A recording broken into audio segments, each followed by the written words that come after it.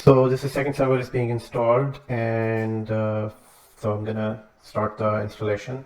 In the meantime, I'll power on server number 1. So server number 1 is starting.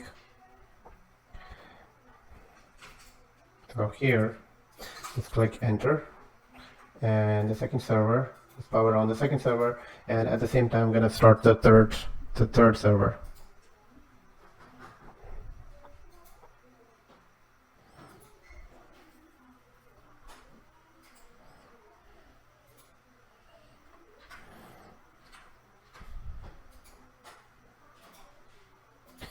So all of the three VMs are made. Now I'm going to install the operating system. So the first server is being installed. So server 2016 installation is straightforward.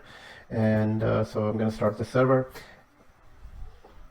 So once the servers are started, then we will do the basic configuration. And so I'm going to make these short videos so that you can follow along from whichever part you need to easily understand the concepts. So first, second, and third servers. So I got this error message in all three servers. Now this error message is because of the server 2016 installation within VMware Workstation. Normally you don't get this on the physical server. So in order to fix this, the workaround is that I have to delete the server, recreate the server, and start the server without the ISO.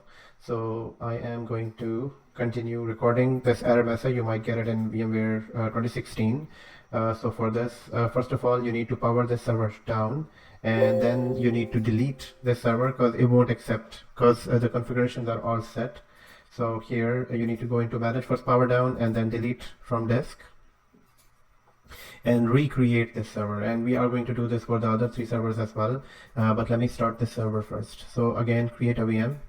So now the only difference between before and now is I'm not going to provide the ISO. I'm going to provide this ISO later on, and for now just make sure that 2016 is selected, you choose the right name for this lab, and then finish. So this time we are not basically providing the ISO. And one more thing in server 2016 we need to do this time is that we need to go to edit and change the BIOS setting as well.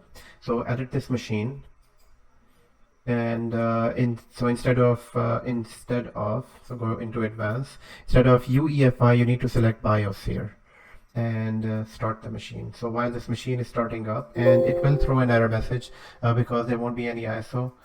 So this one we need to first power these down as well, and both of them, and delete them, and do exactly the same thing with these two servers. So delete from disk. So why am I deleting them? I'm deleting them because I cannot create with the same server name, and I need to create it with the same server name just to follow the architecture. So here I'm gonna create a new machine, and we don't provide the ISO, and next we provide the name. And here, once the name is provided, we will finish, go to the utilities. So we go to edit this virtual settings, and so we go to add virtual settings here, go to options, advanced, change it to BIOS, and click OK, and start the machine. Now what you need to do once it is started, you will get this error message here, this error message. So all you need to do, right click on this, go to settings, and provide the ISO, and press start. So this time you won't get the error message, and the installation will be smooth.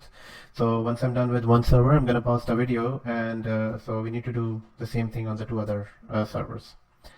So it is still taking time. Once it is here, all you need to do, provide the ISO, make sure it is connected, provide the ISO, and on this you need to provide the ISO, and the ISO I have is within the ISOs and server. So once this is provided, click inside and press enter. So the installation will continue. This time it won't throw an error message.